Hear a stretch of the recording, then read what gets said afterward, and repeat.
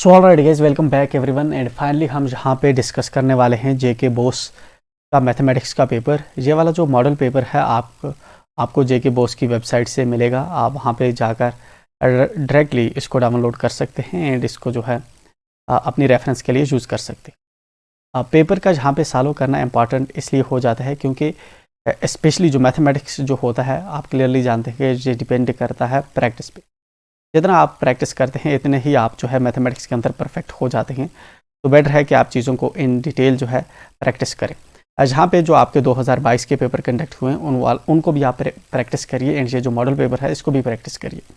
And चाहे आप हमारे साथ कंटिन्यू करें या ना करें, बट यहाँ पे जो एक इम्पॉर्टेंट चीज़ है, शायद जो हमारी जेके बोस क्लास 10th की प्लेलिस्ट है उस पर हमने मैथमेटिक्स के लिए रिगार्डिंग एक वीडियो अपलोड कर रखा है, जिसके अंदर हमने डिटेल्ड ये चीज़ डिस्कस की थी कि आपको किस तरह से प्रिपेयर करना है। हम एक बार फिर से जो है वीडियो उसकी बना देंगे कल।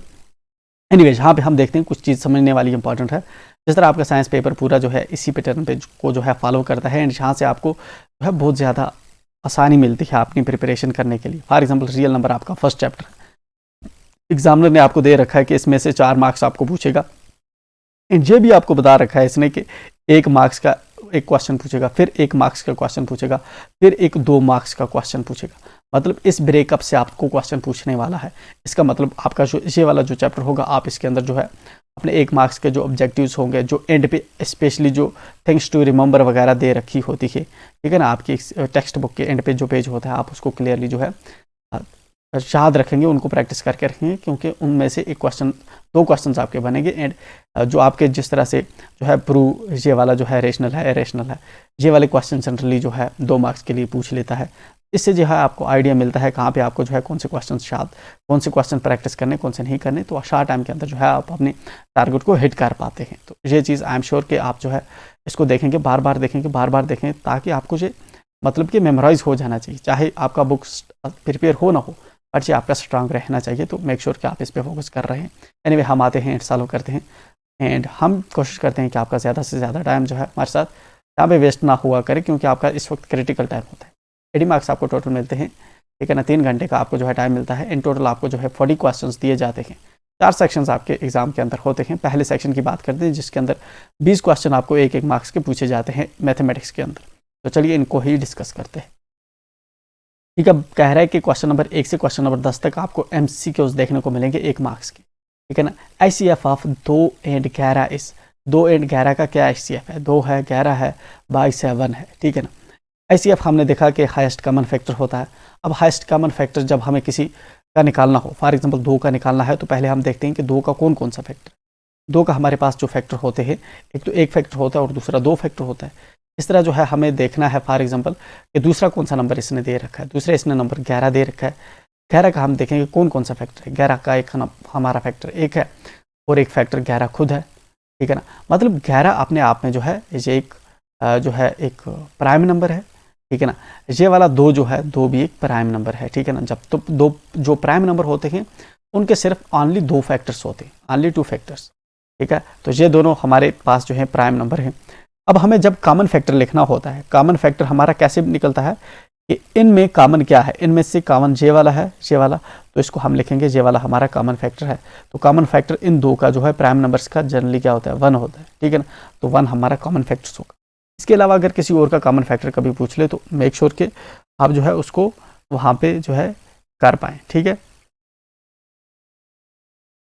एंड नेक्स्ट हम बात करते हैं दूसरी चीज़, जहाँ पे हम 2 की बात कर रहे थे। 2 हमारा जो है ऑनली इवन प्राइम होता है, ठीक है ना। बाकी जितने भी इवन नंबर्स आपको देखने को मिलेंगे वो जनरली जो होते हैं हमारे कंपोजर नंबर्स होते हैं। बट जो हमारा 2 होता है ये ऑनली इवन प्राइम होता है, ठीक है ना। एक तो ये वाला आपको पता होना चाहिए फैक्ट। दूसरा फैक्ट ये होता है हमारा इस चैप्टर से जो आपको रिपीटेडली पूछ सकता है। 1 हमारा नीदर प्राइम होता है नार कंपोजर होता है। क्यों होता है? क्योंकि बेसिकली हमारा जब हम प्राइम या कंपोजर जब हम काउंट करते हैं, ठीक है ना, उसके लिए जो है हमारे जो है 2 जो फैक्टर्स हैं वो मैच नहीं होने चाहिए, ठीक है ना। तो इसलिए जो है हमारा मिनिमम जो है वो उस नंबर को हम प्राइम कंसीडर करते हैं जिसके 2 फैक्टर्स होते हैं। बट 1 का जो है 2 फैक्टर्स आते नहीं, हम कहेंगे इसका 1 है एंड 1 है, बट हमारा रूल होता है कि हम एक शक्ल वाले को एक बार रखते हैं, ठीक है ना। इसलिए हमारा 1 नीदर ना प्राइम है ना कंपोजिट है। प्राइम का मतलब होता है जिसके 2 फैक्टर्स हों, कंपोजिट का मतलब होता है जिसके 2 से ज़्यादा फैक्टर्स हों, जिस तरह से हमारा 9 है, हमारा 12 है, हमारा 15 है, ठीक है ना। ये वाली जो चीज़ें हैं जहाँ पे आपको पता होनी चाहिए। एनीवे बाकी जो चीज़ें हमें जो है ध्यान में आती जाएंगी, हम उसको जो है आगे डिस्कस करते जाएंगे। नेक्स्ट हमारा क्वेश्चन है a polynomial of degree 2 is, ठीक है ना। ऐसी पॉलिनोमियल जिसकी डिग्री 2 होती है उसको हम क्या कंसीडर करते हैं, ठीक है ना। तो डिग्री का एंड पॉलिनोमियल का क्या रिलेशन होता है? डिग्री एंड पॉलिनोमियल का रिलेशन ये होता है कि जितनी हमारे पास डिग्री होती है, ठीक है ना, जितनी हमारे पास डिग्री होती है इतने ही जो किसी पॉलिनोमियल के जो हैं वो रूट्स होते हैं, ठीक है ना। फॉर एग्जांपल किसी पॉलिनोमियल की अगर डिग्री 5 है तो इसका मतलब कि इसके जो सॉल्यूशंस होंगे, इसके जो आंसर निकलेंगे, जो रूट्स होंगे, वो भी हमें 5 मिलने वाले, ठीक है ना। अब जिस तरह से हम फॉर एग्जांपल जहाँ पे बात करते हैं कि अगर हमारे पास कोई पॉलिनोमियल है, जिस तरह से है x + 2 है, ठीक है ना, ये हमारे पास एक पॉलिनोमियल है, इसकी हम डिग्री देखें तो डिग्री इसकी क्या होगी? इसकी डिग्री जहाँ पे 1 है, फॉर एग्जांपल इसका भी 1 है, तो इसकी डिग्री 1 है, ठीक है ना। जिसकी डिग्री 1 होती है इसको हम इंग्लिश के अंदर, इस मैथमेटिक्स के अंदर एक दूसरा वर्ड भी यूज़ करते हैं, हम कहते हैं लीनियर पॉलिनोमियल, ठीक है ना। अगर हमारे पास कुछ ऐसा हो 3x + 6y³ + 6x², ये वाली पॉलिनोमियल देखेंगे हम। इसके अंदर डिग्री क्या है? डिग्री इसके अंदर जो हमारी है डिग्री, हम देखेंगे कि इसका वेरिएबल क्या क्या है। इसका वेरिएबल एक तो x है, एक तो y है, एक तो x है, ठीक है ना। x एंड y 2 वेरिएबल हैं इसके अंदर, बट हम देखेंगे इस x का पावर कितना है, एक इस वेरिएबल का पावर कितना है, 3। सबसे बड़ा वेरिएबल, यहाँ पे एक वेरिएबल ऐसा है जिसकी सबसे ज़्यादा पावर है, ये वाला वेरिएबल जो है x वेरिएबल है, इसका हाईएस्ट पावर 2 आपको देखने को मिलेगा, बट यहाँ पे जो y है इसका पावर हाईएस्ट कितना है, 3। मतलब अब हमारी इस पॉलिनोमियल की डिग्री कितनी हुई? इस पॉलिनोमियल की हमारी डिग्री हुई 3, ठीक है ना। हम इसको कंसीडर करते हैं जो हमारे वेरिएबल का हाईएस्ट पावर होता है, ठीक है ना। इन वेरिएबल्स में से सबसे हाईएस्ट, जो सबसे ज़्यादा बड़ा पावर होगा, हम उसको डिग्री कंसीडर करते हैं। इसकी डिग्री कितनी है? 3। इसमें हाईएस्ट वेरिएबल का पावर क्या था? इधर y का 1 था, x का 1 था, तो हाईएस्ट 1 ही था, ठीक है ना। इसकी डिग्री हमने कहा इसकी डिग्री 1 है, इसकी डिग्री कितनी हुई? इसकी डिग्री हुई हमारी 3। अब जिसकी डिग्री 3 होती है, हम इसके लिए एक दूसरी टर्म भी यूज़ करते हैं जिसको हम कहते हैं क्यूबिक, मतलब कि ये क्यूबिक पॉलिनोमियल है, ठीक है। अब कोई ऐसी हमारे पास पॉलिनोमियल होती है जिसकी डिग्री 2 हो, जिस तरह से 6x² या 6x² + 3, ठीक है ना, या डिफरेंट तरह से हो सकता है। अब डिग्री जो है, डिग्री डिटरमाइन करना आना बहुत ज़रूरी है, क्योंकि डिग्री के कॉन्सेप्ट पे आपको फिर से क्वेश्चन जो है पूछ सकता है। अगर आपको नहीं समझ आ रहा है कमेंट करके बताइए, नेक्स्ट पेपर हम जब डिस्कस करेंगे इसको एलाबोरेट वे में हम डिस्कस कर देंगे, ठीक है, किस तरह हम डिग्री डिटरमाइन करते हैं। तो इस वाली पॉलिनोमियल की डिग्री क्या है? इसकी डिग्री में देखूँ वेरिएबल इसके अंदर क्या है, वेरिएबल इसके अंदर मुझे x दिख रहा है, ठीक है ना। इस x का हाईएस्ट पावर कितना है? हाईएस्ट पावर में देखूँ तो हाईएस्ट पावर यहाँ पे एक ही वेरिएबल है x, इसका हाईएस्ट पावर है, फॉर एग्जांपल हमारे पास है 2k, ठीक है ना, 2k है, तो यहाँ पे इस वेरिएबल का पावर हाईएस्ट कितना है? 1। इस वेरिएबल का हाईएस्ट पावर कितना है? 2। तो अल्टीमेटली इस डिग्री का हम इस पॉलिनोमियल की डिग्री किस पावर को कंसीडर करेंगे? इसका वेरिएबल का हाईएस्ट पावर, हाईएस्ट 1 तो यहाँ पे k वाला है नहीं, ये वाला 2 है, तो हम इसकी डिग्री मानेंगे 2। अब जिसकी डिग्री 2 होती है, हम उसको एक दूसरा उस पॉलिनोमियल को भी नाम देते हैं, जनरली हम उसको कहते हैं कि ये क्वाड्रेटिक पॉलिनोमियल है, क्वाड्रेटिक पॉलिनोमियल है, क्वाड्रेटिक पॉलिनोमियल। जिसकी डिग्री 1 होगी उसको लीनियर पॉलिनोमियल, जिसकी डिग्री 2 होगी उसको क्वाड्रेटिक पॉलिनोमियल, जिसकी डिग्री 3 होगी उसको क्यूबिक पॉलिनोमियल। इसके ऊपर बहुत से जो है हम नाम दे सकते हैं, बट रेफरेंस के लिए जो है जनरली हम इन तीनों को फ्रीक्वेंटली हमारे अपने मैथमेटिक्स के अंदर यूज़ कर रहे हैं, दैट्स वाई हम इनकी बात कर रहे हैं यहाँ पे, ठीक है। जहाँ पे पूछ रहा है कि एक पॉलिनोमियल जिसकी डिग्री 2 है, हम उसको क्या कहते हैं? हम उसको कहेंगे ये क्वाड्रेटिक पॉलिनोमियल है, ठीक है ना। 0 पॉलिनोमियल वो वाली होती है जिसकी जो है डिग्री 0 होगी। क्वाड्रेटिक पॉलिनोमियल, इसने चलो दो बार क्वार्टिक, इसने किसी क्वार्टिक होती है वो जिसकी डिग्री 4 हो, ठीक है ना, जिसकी डिग्री 4 हो वो क्वार्टिक होगी, ठीक है। जहाँ पे जिसकी डिग्री 2 होगी वो क्वाड्रेटिक है, ठीक है। क्वार्टिक 2 डिफरेंट चीज़ें हैं, नन ऑफ दिस। तो ये वाला जो है हमारा ये वाला आंसर रहेगा। नेक्स्ट पे आते हैं, a quadratic equation ax² + bx + c = 0, a is not equal to 0 has 2 equal roots if, ठीक है ना। तो हमारे पास जिस तरह से कोई भी क्वाड्रेटिक इक्वेशन है, जिस तरह से ax² + bx + c, ये हमारे पास एक स्टैंडर्ड क्वाड्रेटिक इक्वेशन है। इसकी अगर हम d की वैल्यू देखें, d हमारे पास होता है b² - 4ac / 2a, ठीक है ना। ये हमारे पास जो होता है d की वैल्यू होती है, ठीक है ना। एंड ये वैल्यू जो होती है हमारी डिटरमाइन करती है कि इसके रूट्स क्या होंगे। अगर d की वैल्यू हमारी जो है हमारी अगर ज़ीरो होगी, अगर हमारी ज़ीरो होगी तो इसका मतलब होता है हमारे दो रूट्स होंगे real and equal, real and equal roots होंगे। अगर डी की वैल्यू ज़ीरो होगी, अगर डी की वैल्यू ज़ीरो होगी तो हमारे कौन से रूट होंगे? ये कह रहा है इक्वल रूट्स कब होते हैं? इक्वल रूट्स तब होंगे जब डी की वैल्यू ज़ीरो होगी। अगर डी की वैल्यू हमारी ग्रेटर देन वन हो, अगर डी की वैल्यू हमारी ग्रेटर देन वन हो तो यहाँ पे हमारे एक तो रियल रूट्स होंगे बट डिस्टिंक्ट रूट होंगे। डिस्टिंक्ट रूट का मतलब है जिस तरह से इस क्वाड्रेटिक इक्वेशन जिसका डी इज इक्वल टू 0 आ रहा है, अगर इसके हम रूट निकालें तो इस तरह से निकलेंगे, जिस तरह से 2, 2 -5, -5, मतलब जो ऐसा होगा दोनों मिलते हुए होंगे, ठीक है ना। रियल एंड डिस्टिंक्ट का मतलब है एक तो रियल होंगे, रियल नंबर एंड दूसरे जो हमारे हैं ये वो वाला कंसेप्ट है, ठीक है। रियल एंड डिस्टिंक्ट का मतलब है जिस तरह हो गए -3 या 4, देखिए ये आपस में मैच नहीं कर रहे, ठीक है ना, तो इनकी शक्ल मिल रही है। तो इस वाली जब ऐसा होगा डी ग्रेटर देन 1 होगा तो रियल एंड डिस्टिंक्ट रूट होते हैं, ठीक है ना। अगर हमारा D greater than less than 0 हो, इन दैट केस हमारे पास कैसे रूट्स होंगे? तो उस वक्त हमारे पास अनरियल रूट्स होते हैं।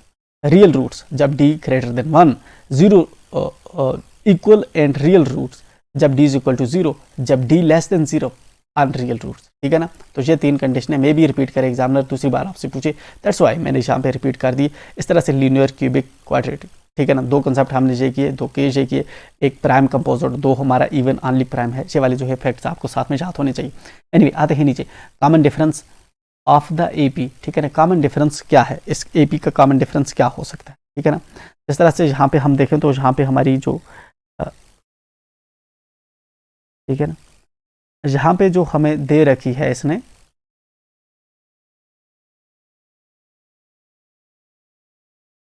6, 9, 12, 15, 6, 9, 12, 15 करके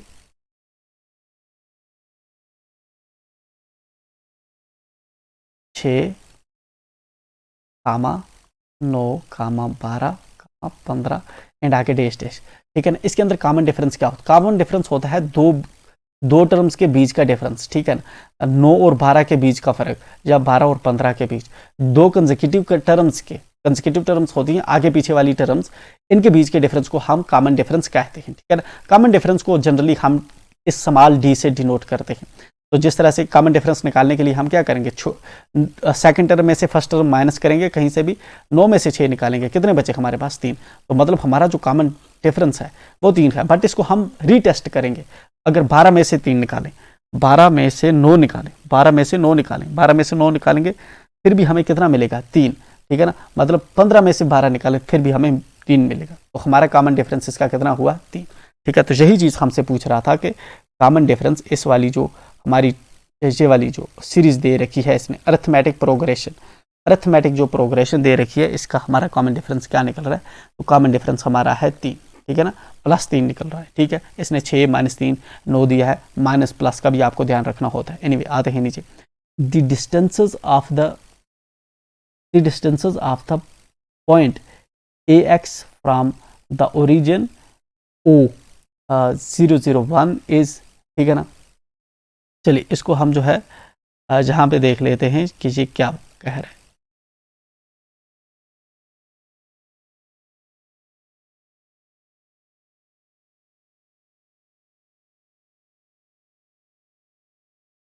ठीक है, यहाँ पे हम देखते हैं हमारे पास फॉर एग्जांपल A है, AX, Y एंड 0, 0, 0 से ये वाला एक पॉइंट है, ठीक है ना। हमें कह रहा है कि इसका जो है डिस्टेंस किसके इक्वल होगा।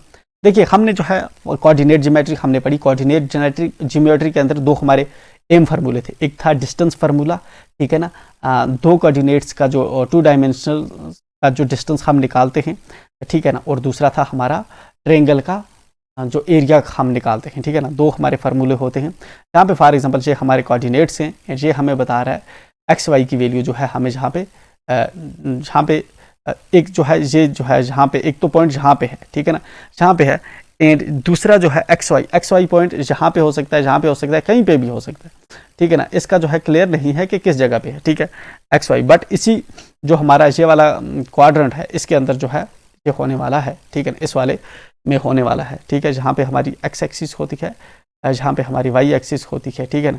तो x axis and y axis इस तरह से हम डिनोट करते हैं। तो इस साइड में हमारा कहीं पे पॉइंट है एंड ये हमें कहता है बेसिकली जहाँ से वहाँ तक का कितना डिस्टेंस है, ठीक है ना। मतलब कि अगर ये एक्स वाई पॉइंट है, ये अगर एक्स वाई पॉइंट है, तो यहाँ से एंड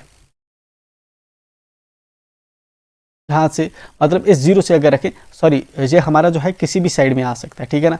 ये इस साइड में भी आ सकता है, इस साइड में भी आ सकता है, बट इसका ओरिजिन जहाँ पे भी होगा। तो बट जो है हमें एक लाइन के बीच में जब दो पॉइंट्स दे रखे हों तो डिस्टेंस हम कैसे कैलकुलेट करते हैं, वही चीज़ जो है यहाँ पे एग्जामिनर हमसे पूछना चाहता है। इसके लिए हमारा जो है सिंपल फार्मूला होता है, सिंपल फार्मूला डिस्टेंस का दो कोऑर्डिनेट्स के बीच में निकालने के लिए क्या होता है हमारा, इसके लिए हमारा फार्मूला होता है x2, ठीक है ना, x2 माइनस x1 का होल स्क्वायर प्लस y2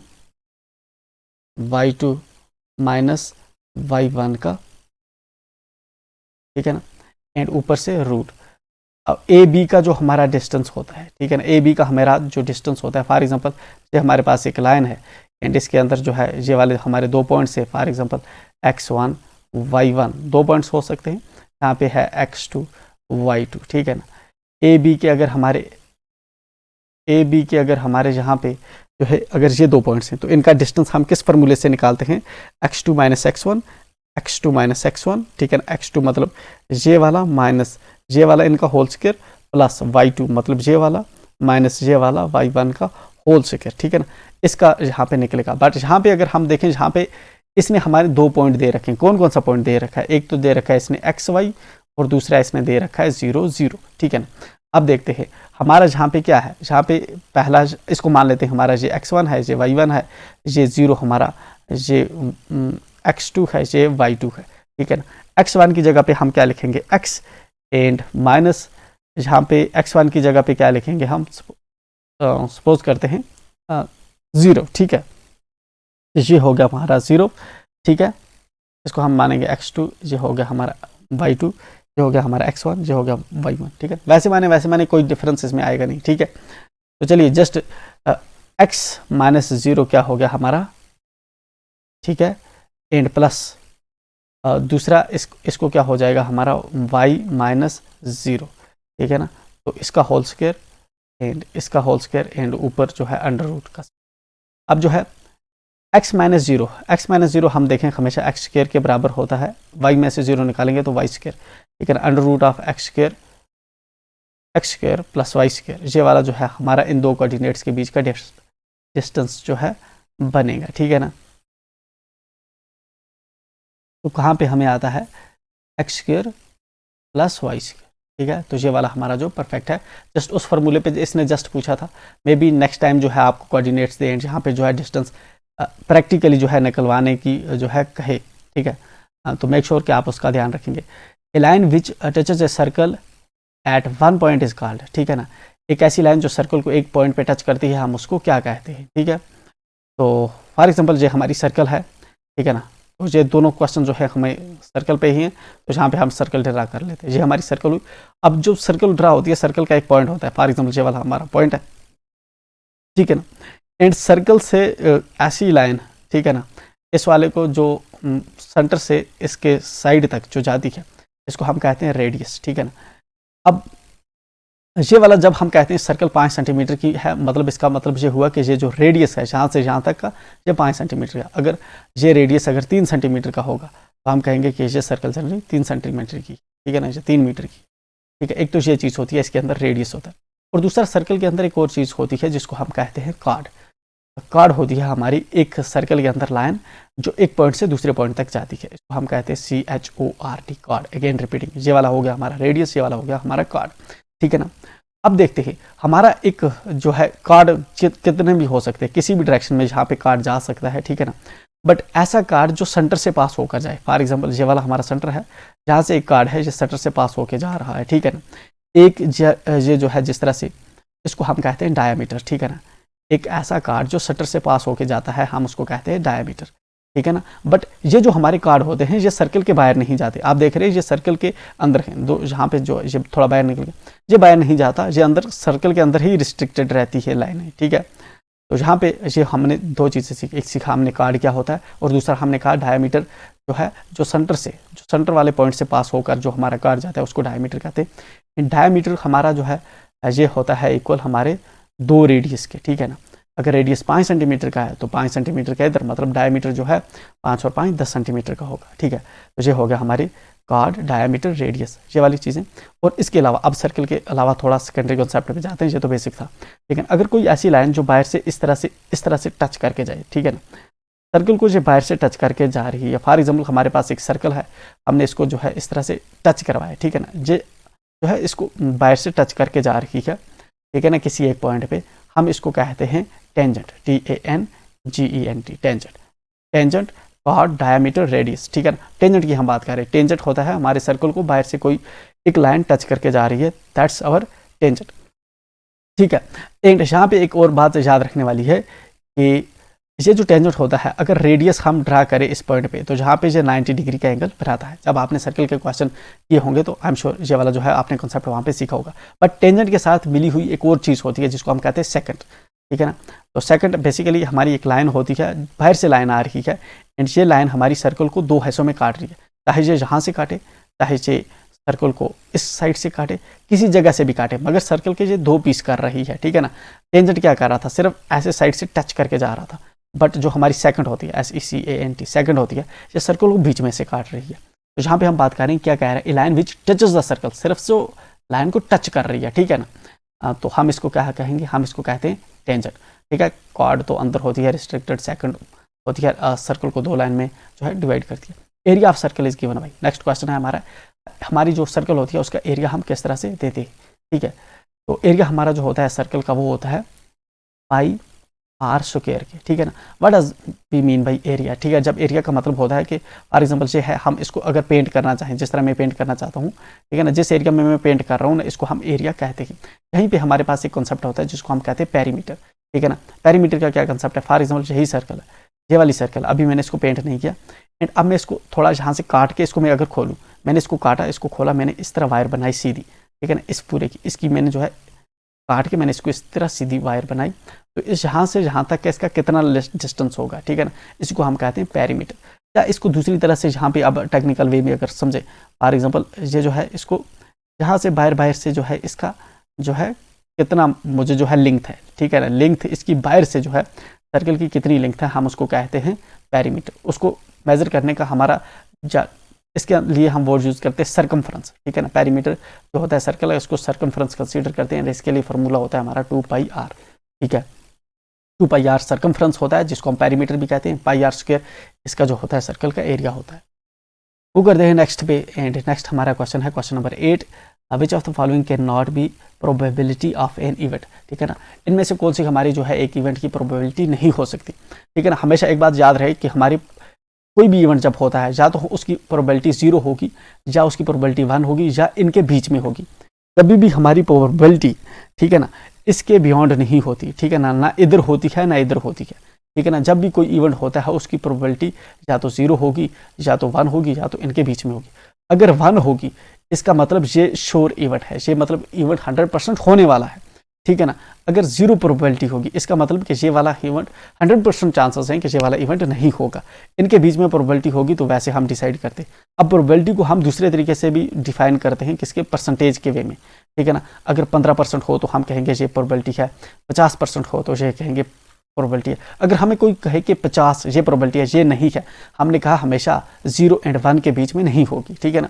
ये वजह होती है कि हम जिस तरह 2/3 फ्रैक्शन में प्रोबेबिलिटी लिखते हैं, क्योंकि अल्टीमेटली इसकी वैल्यू 0 और 1 के बीच में आ रही है, दैट्स वाई इसको हम प्रोबेबिलिटी की वैल्यू कंसीडर करते हैं। बट हमारे पास इस तरह 3 हो, ये प्रोबेबिलिटी की वैल्यू कभी नहीं होगी क्योंकि ये 1 के बियॉन्ड जा रही है, ठीक है ना। इस तरह से हमारे पास अगर देखें हम जिस तरह से फॉर एग्जाम्पल 5/7 है, इसको हम प्रोबेबिलिटी मान सकते हैं क्योंकि इसको हम कैलकुलेट करेंगे तो 0 पॉइंट समथिंग आएगा, ठीक है ना। अगर हमारे पास 7/5 हो, ये हमारी प्रोबेबिलिटी नहीं होगी, ठीक है ना, क्योंकि इसकी वैल्यू आ रही है 1 पॉइंट कुछ समथिंग, 1 पॉइंट समथिंग आ रही है, हमने कहा कि 1 के बियॉन्ड प्रोबेबिलिटी नहीं जा सकती, तो दैट्स वाई ये वैल्यू हमें जो है प्रोबेबिलिटी का सिंपल कॉन्सेप्ट ध्यान में रखना होगा। एंड इसी को देखते हुए 2/3 प्रोबेबिलिटी का आ रहा है, हाँ आ सकता है, ठीक है ना, क्योंकि 0 एंड 1 के बीच में आएगी वैल्यू, ठीक है ना। -1.5 मैंने कहा कि 1 के बियॉन्ड तो जाएगी नहीं, एंड यहाँ पे तो माइनस भी इसने लगा दिया, तो ये प्रोबेबिलिटी नहीं वैल्यू हो सकती। 15% मैंने कहा 15% 1 से 100 तक जा सकते हैं हम, बट तब परसेंट साथ में लिखा हो, परसेंट साथ में लिखा होगा, कोई टेंशन नहीं, फिर प्रोबेबिलिटी है, तो ये प्रोबेबिलिटी की वैल्यू है 0.7। हाँ 0 एंड 1 के बीच में होनी चाहिए प्रोबेबिलिटी की वैल्यू। हमें कह रहा है कौन सी प्रोबेबिलिटी की वैल्यू नहीं है, तो दिस वन -1.5 प्रोबेबिलिटी की वैल्यू नहीं है। आते हैं नेक्स्ट, ठीक है ना। The value of sine 80 degree and cos 72 degree is, ठीक है ना, sine 80 degree and cos 72 degree की वैल्यू किसके इक्वल होगी।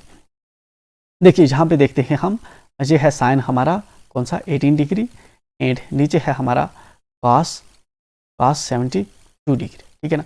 अब देखिए हमने जब ये वाली एक्सरसाइज की थी, ये ट्रिग्नोमेट्री की एक्सरसाइज है, ठीक है ना। एंड इस एक्सरसाइज के अंदर हमने इस तरह से किया था कि हमारा जो साइन 90 माइनस थीटा अगर हो तो ये होता है cos थीटा के इक्वल, ठीक है ना, cos थीटा के इक्वल। यहाँ पे भी ये जो नीचे क्या है cos 72 डिग्री, हम ऊपर भी cos 72 डिग्री बना सकते हैं क्योंकि हमें इस फार्मूला का पता है, तो ठीक है मैं यही लिखता हूँ। तो साइन 90 माइनस थीटा, 90 अगर 90 है मेरे पास, ठीक है ना, 90 माइनस थीटा।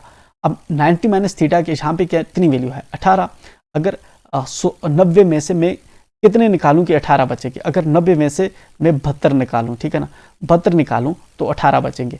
अब 90 माइनस 72 करूं तो मतलब 18 को ही मैंने ब्रेक करके इस तरह से लिखा, बट मैंने ब्रेक क्यों किया, क्योंकि इस फार्मूले की चाह के लिए, क्योंकि मैं इस फार्मूले को फॉलो कर रहा हूँ, ठीक है। अब डिवाइडेड बाई ये वाला cos 72 मैं लिखता हूँ, cos 72 डिग्री। ऊपर वाले को अगर मैं देखूँ, ठीक है ना, मैंने कहा साइन 90 माइनस थीटा होता है cos थीटा, तो अगर ये साइन 90 माइनस थीटा यहाँ पे शक्ल बन गई है, ठीक है ना। पहले मैंने साइन ही रखा क्योंकि ओरिजिनली साइन ही था, मैंने इस वाली वैल्यू को मैंने यहाँ पे लिखा, ठीक है ना। अब मैं फार्मूले की तरफ टिल्ट कर रहा हूँ, तो मैं इसको लिख सकता हूँ ना sine 72 degree and divided by cos 72 degree, ठीक है ना, sorry cos 72 degree, sine 90 minus theta हो गया cos theta, cos 72 degree divided by cos 72 degree, ये और ये कट हो जाएंगे तो इसकी वैल्यू अल्टीमेटली 1 के इक्वल आएगी। तो यहाँ पे कौन सा है 1, ये वाला हमारा जो है इसमें ट्रू हो जाएगा। The mean of the grouped data can be found by the direct method as, ठीक है ना। तो हमारी जो मीन होती है किसी ग्रुप डेटा की, हम उसको किस तरह से निकालते हैं, हम उसको निकालते हैं वेरिएबल इनटू फ्रीक्वेंसी, ठीक है ना, प्लस वेरिएबल इनटू फ्रीक्वेंसी 2, ठीक है ना। तो इन पूरों को हम सबको क्या करते हैं ऐड करते हैं और डिवाइडेड बाई क्या होता है हमारा फ्रीक्वेंसी, ठीक है ना। इस तरह हम निकालते हैं। एंड यहाँ पे ये जो है इसको हम इस तरह प्लस प्लस लिखने के बजाय हम एक समेशन का यूज़ करते हैं, ठीक है ना। समेशन अगर ऊपर होगी इसका मतलब ऊपर भी समेशन है नीचे भी समेशन है, तो यहाँ पे जिस तरह से इसने दे रखा है एफ आई, ऊपर फ्रीक्वेंसी दे रखी है या नीचे क्या देगा फ्रीक्वेंसी वेरिएबल, ठीक है ना। वेरिएबल एंड फ्रीक्वेंसी का प्रोडक्ट इसने नीचे दे रखा है तो ये वाली नहीं होगी, फ्रीक्वेंसी एंड वेरिएबल का प्रोडक्ट ऊपर होना चाहिए। यहाँ पे भी इसने नीचे दे रखा है तो नहीं चलेगा, ठीक है ना। इसने ऊपर फ्रीक्वेंसी दे रखी है नीचे वेरिएबल दे रखा है तो ये भी नहीं चलेगा। इसने ऊपर फ्रीक्वेंसी वेरिएबल दे रखा है इनटू वेरिएबल का प्रोडक्ट दे रखा है, नीचे फ्रीक्वेंसी दे रखी है, तो ये वाला ठीक है, ठीक है। नीचे आते हैं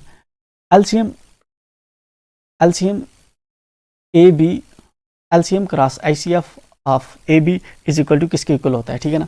देखिए पहला ही चैप्टर हमारा जो रियल नंबर है इसने कहा था 2 मार्क्स वहाँ से पूछेगा, तो ये दूसरा भी उसी से पूछ रहा है। एलसीएम इनटू एचसीएफ किसी भी 2 नंबर्स का हमारा जो होता है ये होता है प्रोडक्ट ऑफ 2 नंबर्स, ठीक है ना। ये वाला फार्मूला है, इस पे क्वेश्चंस पूछेगा, ठीक है ना। 2 मार्क्स का क्वेश्चन भी जो है यहाँ पे से पूछता है तो पूछ सकता है, ठीक है ना। अगर हमारे पास एलसीएम आपका अगर जिस तरह से ए बी का हो, ठीक है ना, ए बी का एलसीएम ए बी का आईसीएफ, तो हमारा किसके इक्वल होगा ए सर पे बी। तो यहाँ पे पूछ रहे हैं इस ब्लैंक के अंदर कौन सा आएगा, इसने ऑप्शन भी दे रखे हैं ए क्रॉस बी या ए प्लस बी, कौन सा आएगा ए क्रॉस बी, ए प्लस बी नहीं आएगा, ए क्रॉस बी आएगा क्योंकि प्रोडक्ट ऑफ 2 नंबर्स, ठीक है। नेक्स्ट आते हैं question number 12, x is equal to 1 y is equal to 2 is the solution of the pair of linear equation x plus 2y is equal to 3, x plus y is equal to 3, ठीक है ना। जहाँ पे इसने हमें जो है एक क्वेश्चन दे रखा है x plus 2y is equal to 3 यहाँ पे देखते हैं x plus 2y is equal to 3 and x plus y is equal to 3। हमें क्या है, हमें चेक करना है कि ये इक्वेशन ठीक है कि नहीं है। जब x की वैल्यू क्या है, इसने कहा x की वैल्यू क्या दे रखी है 1 एंड y की वैल्यू क्या दे रखी है, x की वैल्यू है 1 एंड y की वैल्यू है 2, ठीक है ना। अब हमें कह रहा है कि ये जो x एंड y है ये इन दो लीनियर इक्वेशन का सोल्यूशन है। हमें चेक करना है कि ये सोल्यूशन सही है कि गलत है, ठीक है ना। देखिए x की वैल्यू क्या है 1 एंड y की वैल्यू है 2। हम इसकी वैल्यू किस तरह चेक करते हैं, हम इसकी वैल्यू चेक करते हैं इनमें फिल करके। जहाँ पे x की जगह पे हम 1 डालेंगे, इस इक्वेशन के अंदर मैंने x की जगह पे 1 डाला, y की जगह पे इस इक्वेशन के अंदर मैंने 2 डाला, ठीक है ना। तो 1 प्लस 2 किसके इक्वल आया, 3 के इक्वल। मतलब मेरा जो LHS है वो RHS के इक्वल आ रहा है। इसका मतलब कि इस इक्वेशन के लिए ये वाला सोल्यूशन ठीक है। बट ऊपर देखते हैं, ठीक है ना। ये है हमारा x की जगह पे 1 एंड y की जगह पे क्या है 2। अब यहाँ पे ये वाला 2 y की जगह पे रखेंगे, 2 इंटू 2 कितना हो जाएगा 4 एंड ये वाला एक कितना हो जाएगा 5, मतलब हो जाएगा 5 इज इक्वल टू 3। अब ये वाला जो LHS है ये RHS के इक्वल नहीं आ रहा। इसका मतलब ये हुआ सिंपली कि ये वाला जो है ये कंट्राडिक्ट कर रहा है एंड ये वाले x is equal to 1 y is equal to 2 इन दो लीनियर इक्वेशन का सोल्यूशन नहीं है। तो ये वाली हमारी जो क्या हो जाएगी फॉल्स, ठीक है ना। हमें कह रहा है ये यस है कि नो है, ये नो है, ठीक है। नेक्स्ट भी आते हैं। नेक्स्ट है हमारा, ठीक है, अरिथमेटिक प्रोग्रेशन से an is equal to a plus n plus 1 d is the general term of, ठीक है ना। कह रहा है कि जो हमारा जनरल टर्म का फॉर्मूला होता है वो इसने यहाँ पे लिखा है। बट हमने जब देखा हमारा किसके इक्वल होता है, a plus n minus 1 into d. यहाँ पे इसने क्या चीज़ गलत की है, इसने ये वाला प्लस, यहाँ पे इसने प्लस लिखा है बट हमारा फॉर्मूले में माइनस होता है। nth टर्म हमारी जो होती है a plus n minus 1 into d, ये इसका अरिथमेटिक प्रोग्रेशन की nth टर्म का फॉर्मूला होता है, ना कि n प्लस 1, ठीक है ना। जहाँ पे इसने गलत किया है तो ये हमारा अगेन फॉल्स हो जाएगा। इसके आर में इसने एक और दे रखा है सम ऑफ फर्स्ट, हाँ ठीक है ना। फिर अरिथमेटिक प्रोग्रेशन पे ही जो है सम ऑफ टर्म्स का इसने फार्मूला दे रखा है। सम ऑफ टर्म्स जो होती है हमारी किसकी इक्वल होती है, n/2 n to 2a plus n minus 1 n to d, ठीक है ना। ये वाला हमारा फार्मूला होता है। एंड हम देखेंगे जहाँ पे जो है n की जगह पे इसने 5 लिख रखा है, ठीक है, ये इसने 5 लिख रखा है n की जगह पे। तो s5 इज इक्वल टू 5/2, ठीक है, 2a plus 5 minus 1 n to d, 2a plus 5 minus 1 n to d। तो ये वाला हमारा ट्रू है तो हम इसको ट्रू लिख देंगे, ठीक है। चलिए, तो ये हमारी सम ऑफ टर्म्स है। सम ऑफ टर्म्स हमारा दूसरा फार्मूला होता है Sn is equal to n/2 into a plus l, ठीक है ना। उससे भी हम सम ऑफ टर्म्स जो है निकालते हैं। नीचे आते हैं एंड नीचे है sine theta is equal to cos theta for all values of theta. Sine कह रहा है कि साइन थीटा जो होता है हमारा हमेशा कॉस थीटा के इक्वल होता है, ठीक है ना। जब भी कोई भी वैल्यू लेंगे, चाहे साइन 90 लें, साइन 40 लें, साइन 350 लें, कुछ भी लें, हमेशा इसकी वैल्यू इसके इक्वल होगी नहीं, हमेशा नहीं होती। दो केसेस में साइन थीटा की वैल्यू कॉस थीटा की इक्वल होती है। अगर sine 45 degree and cos 45 degree दोनों की वैल्यू जो है 1 सेम होती है। इसी तरह आपका sine 2 to 5 degree and cos 2 to 5 degree इस वक्त भी जो होती है दोनों की वैल्यू सेम होती है, बट सभी केसेस में नहीं होती, ठीक है ना। जिस तरह से साइन 60 डिग्री की जो वैल्यू होती है वो कास 60 डिग्री से मैच नहीं करती, दूसरी वैल्यूज़ मैच नहीं करती, ठीक है ना। जो हम टेबल जो ट्रिगोनोमेट्रिक टेबल हम बनाते हैं उसमें जो है सिर्फ इन दो जगह को छोड़कर बाकी जगहों पे नहीं मैच कर रही। तो ये कह रहा है कि सभी थीटा की वैल्यू कुछ भी हो तो मैच कर रही है, ये हमारी फॉल्स है। नहीं, कुछ पे नहीं, मतलब ऑल पे नहीं, सिर्फ इन दो केसेस में, ठीक है। All dash dash triangles are similar isosceles equilateral, ठीक है ना। तो ये वाली हमारी जो ट्रायंगल्स होते हैं ये बेसिकली आइसोसेलेस एंड इक्विलैटरल जो ट्रायंगल्स होते हैं, ये क्या कॉन्सेप्ट होता है, ये कॉन्सेप्ट होता है कि हमारी जो ट्रायंगल्स होती हैं, ठीक है, जिस तरह से हमारी ट्रायंगल्स होती हैं, हमारी ट्रायंगल्स 3 टाइप्स की होती हैं, ठीक है ना। 3 टाइप्स की होती हैं बेस्ड ऑन साइड्स के बेसिस पे हमारी जो ट्रायंगल्स होती हैं 3 तरह की होती हैं। इस तरह से 3 टाइप्स इसके होते हैं बेस्ड ऑन एंगल्स। एंगल्स के लिहाज से भी 3 टाइप्स की होती हैं और साइड्स के लिहाज से भी 3 टाइप्स की होती हैं। एक तरह की हमारी जो ट्रायंगल्स होती है वो होती है इस तरह से, ठीक है ना, जिनको हम कहते हैं इक्विलैटरल, ठीक है। इक्विलैटरल हमारी ट्रायंगल्स क्या होती है, इसके ये वाला साइड इसके साइड होता है मतलब अगर ये 5 सेंटीमीटर है तो ये भी 5 सेंटीमीटर होगा, ये भी 5 सेंटीमीटर होगा, मतलब ट्रेंगल के तीनों साइड आपस में इक्वल होते हैं, हम इसको कहते हैं इक्विलेटरल ट्रेंगल। दूसरी ट्रेंगल होती है हमारे पास जिसके अंदर हमारे सिर्फ 2 साइड इक्वल होते हैं, तीसरा नहीं होता। फॉर एग्जाम्पल ये वाला साइड, ये वाला साइड, ये वाला साइड 5 सेंटीमीटर है, ये वाला भी 5 सेंटीमीटर है, कोई भी 2 साइड जिसमें इक्वल हो हम उसको कहते हैं आइसोसेलेस ट्रेंगल, आइसोसेलेस ट्रेंगल। तीसरी हमारी ट्रेंगल होती है जिसको हम कहते हैं सेक्लिन ट्रेंगल, ठीक है ना। इस वाली ट्रेंगल के अंदर हमारे जो हैं कोई भी साइड आपस में जो है इक्वल नहीं होता। फॉर एग्जांपल ये वाला साइड जिस तरह से है आपका 15 सेंटीमीटर, ये वाला है 16 सेंटीमीटर, ये है 7 सेंटीमीटर, ठीक है ना। तो इसके अंदर कोई भी साइड आपका इक्वल नहीं है, इसको हम कहते हैं स्केलिन ट्रेंगल, स्केलिन ट्रेंगल, ठीक है। और यहाँ पे एंगल के लिहाज से देखते हैं ट्रेंगल्स हमारे कितने, एक तो होती है हमारी इस तरह से जिसको हम कहते हैं राइट ट्रेंगल्स, ठीक है, राइट ट्रेंगल, राइट ट्रेंगल, ठीक है। आप नोट कर लें, मैं बहुत फास्ट लिख रहा हूँ तो मैं क्लियर नहीं लिख रहा, ठीक है ना। दूसरी होती है हमारी एक्यूट ट्रेंगल, ठीक है ना, जिसके सभी एंगल्स जो होते हैं 90 डिग्री से कम होते हैं, उसको हम कहते हैं एक्यूट ट्रेंगल, ठीक है ना। जिसका एक एंगल भी, अगर ट्रेंगल हमारे पास हो उसके अंदर एक एंगल भी 90 डिग्री का हो, हम उसको कहते हैं राइट ट्रेंगल। अगर हमारी ट्रेंगल है सभी उसके साइड सभी एंगल्स जो हैं वो 90 डिग्री से कम है, हम उसको कहते हैं एक्यूट ट्रेंगल। अगर हमारी कोई ट्रेंगल हो जिसके अंदर एक एंगल ऑब्ट्यूज हो, मतलब कि ऑब्ट्यूज का मतलब होता है 90 डिग्री से लेकर जो है 180 डिग्री के बीच का अगर कोई एंगल बनाता हो, ठीक है ना, जिस तरह 120 डिग्री इसका फॉर एग्जांपल हमारे पास ट्रेंगल है, 120 डिग्री इसका ये वाला एंगल है जी, इसको हम ऑब्ट्यूज ट्रेंगल कहते हैं। 3 तरह की हमारी ट्रेंगल्स होती हैं साइड के लिहाज से, यहाँ पे इसके लिहाज से भी। यहाँ पे हमें क्वेश्चन क्या पूछ रहा था, ठीक है, यहाँ पे हमें पूछ रहा था all dash dash triangles are similar, इसकी सभी ट्रेंगल सिमिलर होती हैं। सब किसकी हो सकती है, आइसोसेलेस की, इक्विलेटरल की, इक्विलेटरल की, क्योंकि इक्विलेटरल की जो सभी जो होंगी ये सिमिलर होंगी, ठीक है। आइसोसेलेस वेरी भी कर सकता है, ठीक है। तो नीचे आते हैं एंड नीचे है आपका question number 16 to 20 short answer type question, 1 marks का, ठीक है ना। 16 to 20 आपको जो है शॉर्ट आंसर टाइप क्वेश्चन लिखने हैं। Collinear points, define collinear point. Collinear points होते हैं जब 2 या 2 से ज़्यादा पॉइंट्स एक ही लाइन पे पाए जाएं, ठीक है ना। जब हमारी जिस तरह से एक पॉइंट जो है जहाँ पे पाया जाता है, एक पॉइंट जहाँ पे, एक पॉइंट जहाँ पे, ठीक है ना, ऐसे पॉइंट्स जो एक ही लाइन पे पाए जाएं हम उनको कोलिनियर पॉइंट्स कहते हैं। को मतलब होता है साथ, लीनियर मतलब एक ही लाइन में जो है पढ़ रहे हैं, ठीक है ना, कोलिनियर, ठीक है ना, हम उनको कहते हैं कोलिनियर पॉइंट्स। एग्जांपल के लिए आप इस तरह से बता सकते हैं, लिख सकते हैं। नीचे है आपका write a formula for finding the area of triangle ABC with coordinates vertices A is equal to x1 y1 b is equal to, ठीक है। ये वाला जो है आपका कोऑर्डिनेट ज्योमेट्री से अगेन है, एंड ये मैंने पहले ही बता दिया आपको कि कोऑर्डिनेट ज्योमेट्री के अंदर आपके 2 फार्मूले जो है ज़्यादा इंपॉर्टेंट होते हैं, जहाँ पे आपको जो है ट्रायंगल का फार्मूला लिखना है।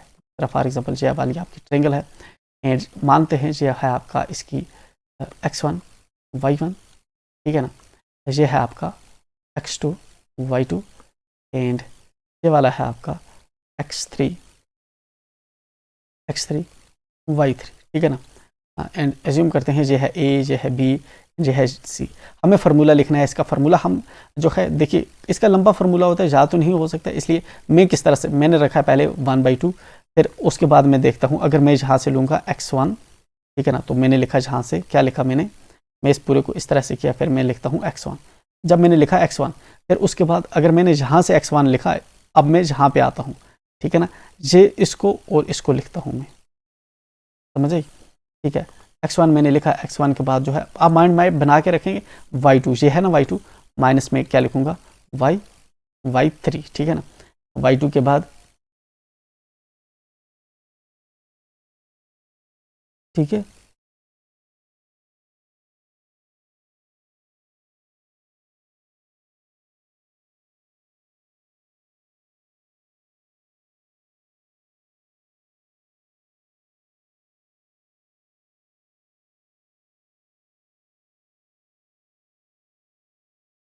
तो इस तरह से, ठीक है। एंड जो है प्लस किया मैंने, x2 लिखा, ठीक है ना। x2 जब मैंने लिखा, अब x2 में कौन सा लिख रहा हूँ, ये वाला, तो x2 अगर मैंने ये लिखा तो इसका नहीं लिखूंगा, मैं इसका आ जाऊंगा y3 y1, y3 minus y, ठीक है ना। अगर फिर उसके बाद कौन सा बचा मेरा x3, तो मैं अब मैंने x3 लिखा मैंने, तो फिर मैं इसका और इसका लिखूंगा, ठीक है ना। तो क्या बनेगा मेरा y1 माइनस y2, ठीक है। एंड इस तरह से करेंगे, एंड ये वाला, ठीक है ना, इसको आप क्रॉस चेक करेंगे, एंड आई एम श्योर कि मैंने इसको ठीक जो है काफ़ी टाइम के बाद मैंने इसको जो है डायग्राम बनाया, तो जस्ट जो है ये वाला फार्मूला जो है हमें इसका लिखना था, जहाँ पे हाँ हमें ये वाला फार्मूला जो है जहाँ पे हमें वो लिखना है, वो ट्रायंगल आप बनाएंगे एंड फार्मूला लिखेंगे। Right one application of trigonometric geometry, हमारी जो ट्रिग्नोमेट्री होती है इसका हम यूज़ करते हैं इंजीनियरिंग के अंदर, ठीक है ना, लैंड मेजरमेंट के अंदर, ठीक है ना। फॉर एग्जांपल किसी का जो हाइट है बड़े ऑब्जेक्ट्स की, जिस तरह से पोल की हाइट्स हम निकालने के लिए जो है यूज़ करते हैं, या सोनार्स के अंदर यूज़ करते हैं, जो आपको वहाँ पे जिस तरह से ट्री बेंड होता है या फिर जिस तरह से वो एग्जांपल्स दी है आप उनको मेंशन कर सकते हैं कि इन चीज़ों के लिए हम जो है डिस्टेंसेस मेजर करने के लिए इसको यूज़ कर सकते हैं, ठीक है ना। या फिर जो है हाइट फाइंड आउट करने के लिए जो बड़ी बड़ी हमारे ऑब्जेक्ट्स हैं उनके लिए हम ट्रिग्नोमेट्री को यूज़ कर सकते हैं। State Pythagoras theorem, Pythagoras theorem को स्टेट करिए। हमारी पैथागोरस थ्योरम जो होती है, पैथागोरस थ्योरम स्टेट्स दैट, इस तरह से लिखें, Pythagoras theorem states that hypotenuse square, the square of hypotenuse is always equal to the square of base and square of perpendicular of a right angle triangle, ठीक है ना। होता क्या है, जस्ट इस तरह से हम इसको याद रखते हैं, बट आपको स्टेट करना है तो लिखना पड़ेगा, ठीक है ना।